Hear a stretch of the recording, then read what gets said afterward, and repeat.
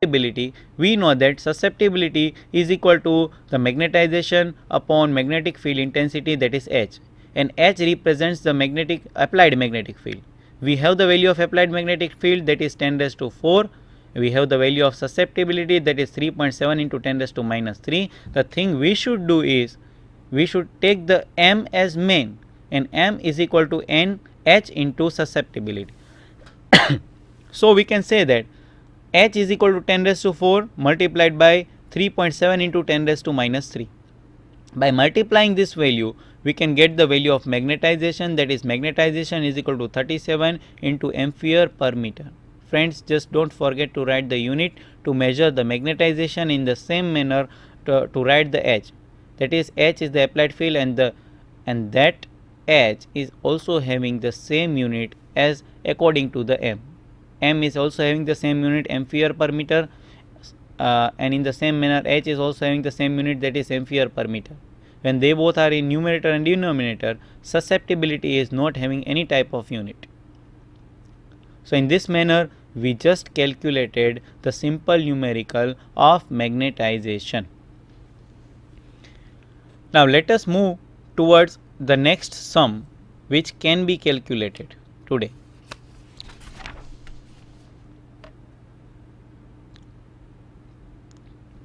Let us go towards equation number 2.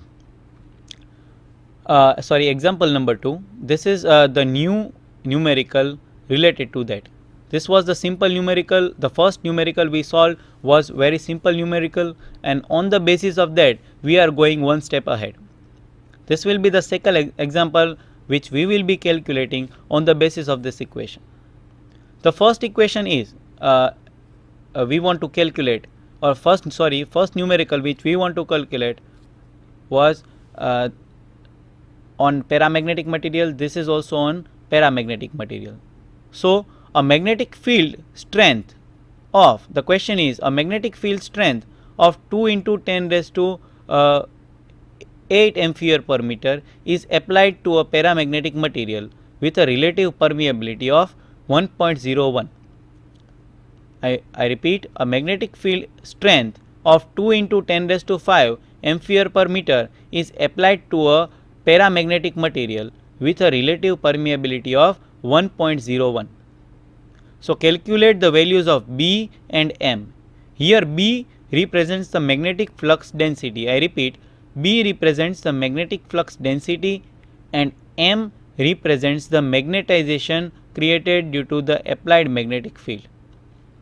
Here magnetic field strength can be defined as 2 into the value of that magnetic field strength is 2 into 10 raised to 5 ampere per meter, and in the same manner the relative permeability is of 1.01.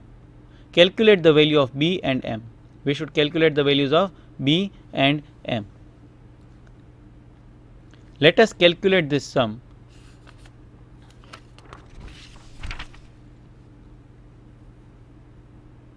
Here the values which are given are of relative permeability, that is mu r. Mu r is of 1.01. Mu r is also dimensionless, that means it doesn't have any type of unit to be calculated.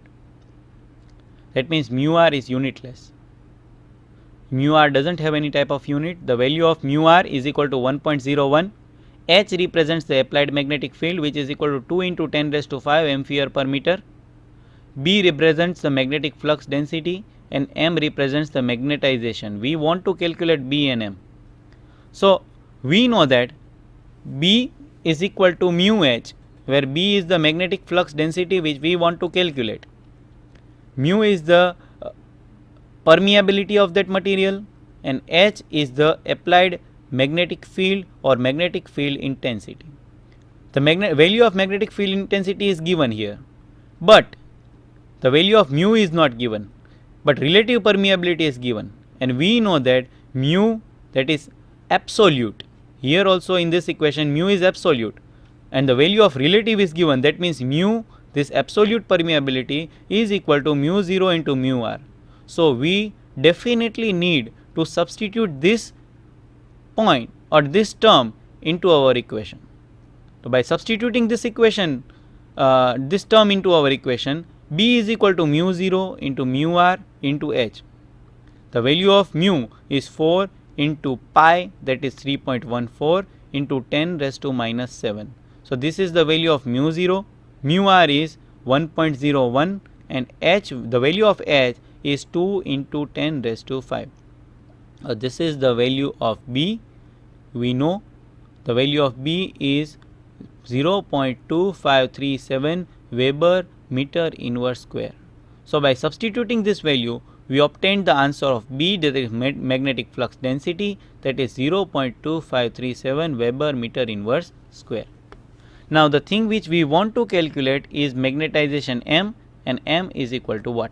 So if we want to calculate the magnetization, and if we have the value of relative permeability, then from the relation of B, H and M, we have obtained one equation, that is the relation between susceptibility and the relation between mu r.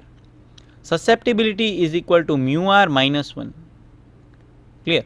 Or if we can say that mu r is equal to susceptibility minus 1. So by substituting the values, we don't have the value of susceptibility, but we know that susceptibility is equal to m upon h, where m is magnetization and h is the applied magnetic field or magnetic field intensity. We have the value of h, but we don't have the value of m. The thing which we want to calculate is m. By substituting the values of chi, that is m upon h, then m upon h is equal to mu r minus 1. Then if h goes on the opposite on the right hand side of the equation, that is m is equal to h into mu r minus 1. Now what happens if we substitute the values of h? It is 2 into 10 raised to 5. Mu r, the value of mu r is 1.01 minus 1. That means 1.01 minus 1 will become 0.01, which is multiplied by 2 into 10 raised to 5.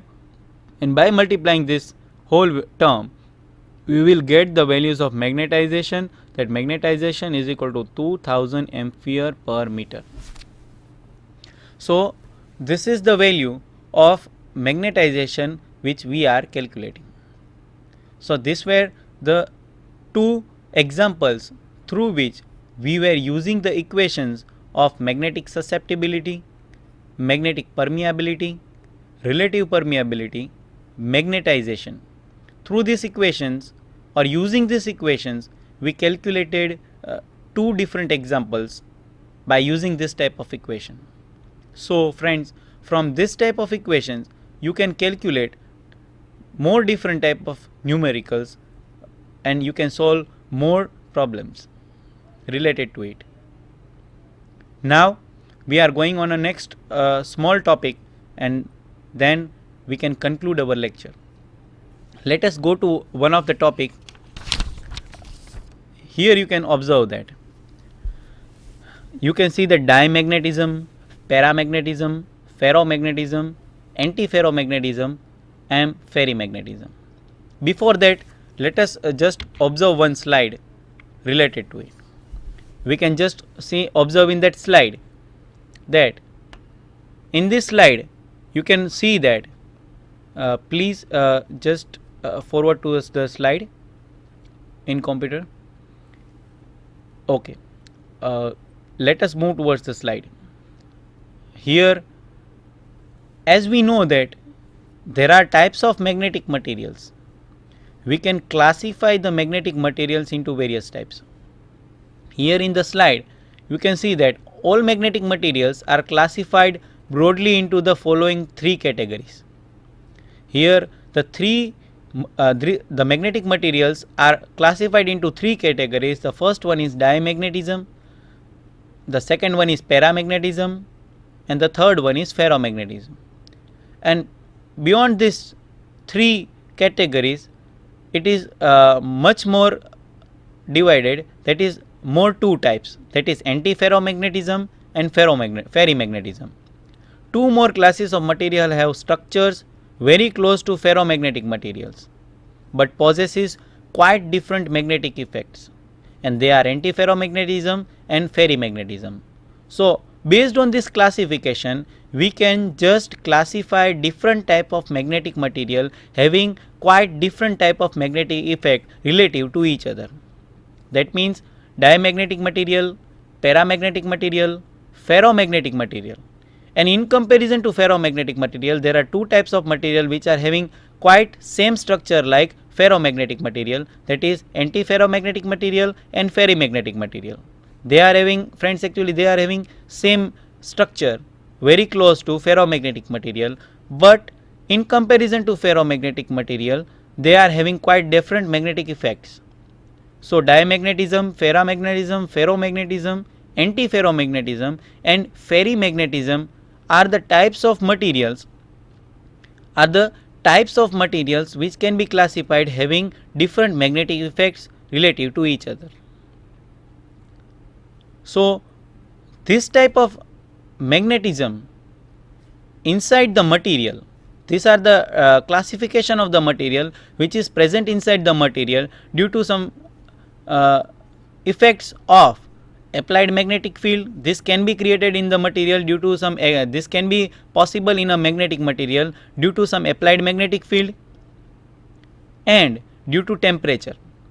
So temperature and applied magnetic field is also responsible for this type of effects, due to which magnetic effects are different in different type of categories of classification. That is, diamagnetic material is behaving different in comparison to paramagnetic material, in comparison to ferromagnetic material, because they are having some quite different magnetic effects which is depending on temperature as well as the applied magnetic field. That means if you apply magnetic field on diamagnetic type of material, it will be reacting differently in comparison to paramagnetic material and in comparison to ferromagnetic material. So these are the three types, and actually more two are added, that is antiferromagnetism and ferrimagnetism, and they are also quite different magnetically according to their structures, which is actually same to that nearly same to that of ferromagnetism. There is one more slide related to that which I want to show you. That slide is on paper actually. You can observe it here. You can see that diamagnetism, and diamagnetism is a resultant magnetic dipole moment is 0. Here you can see that resultant magnetic dipole moment is 0. That means when material is diamagnetic, the resultant magnetic dipole moment is always 0. Now here you can see different types of arrows drawn here. For paramagnetic material, the arrangement of arrows is in this manner, in the same manner. For ferromagnetic material, the arrangement of arrows is in this manner, and antiferromagnetism, the arrangement of arrows in this manner, and for ferrimagnetism, the arrangement of arrows are in this manner. Now if you compare these are actually, this arrows represents the magnetic some net dipole moment. That means alignment of the dipole of that magnetic moment inside that material. We describe the magnetic moment inside the material. Now if the material is diamagnetic, then there will be some net dipole moment of that dipole, net magnetic moment of that dipole. There will be some resultant magnetic moment of that dipole. In comparison to that, the paramagnetic material is also having some magnetic moment. You can see that the dipoles are not arranged well. That means it is randomly in comparison to ferromagnetic material. Now if you compare ferromagnetic materials, the arrangement is in a particular direction. The alignment of these arrows are same and they are in a particular direction. In comparison to ferromagnetic materials, if we describe about antiferromagnetic materials, there are the magnetic dipoles, but the alignment of these pairs are opposite to each other. That means one is in upper direction, the another one is opposite to each. That means this is the alignment of antiferromagnetism, and this is the reason for the different effects of each and every magnetic effect due to each and every different types of magnetic categories or classification. And from that, if we differentiate from ferrimagnetic in comparison to antiferromagnetism, actually the diagram is same. You can see that antiferromagnetism and ferrimagnetism, but the alignment is also opposite. in comparison to antiferromagnetism. That means antiferromagnetism and ferrimagnetism, the alignment are opposite. But in comparison to that, if we see ferrimagnetism, the value are not same.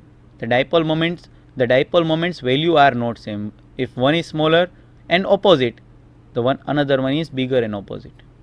That means there will be some net magnetic moment. If here there will be some different magnetic moment in comparison to ferrimagnetic material. So this is the topic where we are concluding in magnetic materials. There are few more topics related to magnetic materials which we will be taking later. I hope it will be a fine experience when you are learning extremely fine characteristics and properties of materials which are magnetic. These are the materials which are having fine properties in comparison to another materials, and it is having wide application in the field of engineering. So friends, it is very important to just learn the basic of magnetism, which will be very helpful in your future. Thank you.